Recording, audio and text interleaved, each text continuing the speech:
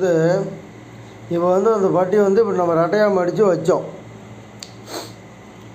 ரெட்டையாக மடித்து இப்படி தைச்சிக்கிட்டு இருந்தோம். அது இந்த மாதிரி தைக்கும்போது ஊக்குப்படி கிழிஞ்சி வரும்.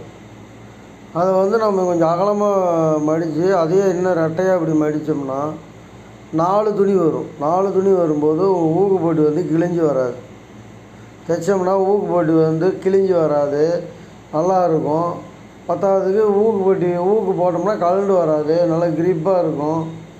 இதை நீங்கள் ஃபாலோ பண்ணுங்கள், உங்களுக்கு பயனுள்ளதாக இருக்கும். துணி கிழிவாது கடைசி வரைக்கும் ப்ளவுஸு கிழிக்கிற வரைக்கும் உங்களுக்கு கிழிஞ்சி வராது. சரிங்களா? ட்ரை பண்ணுங்கள்.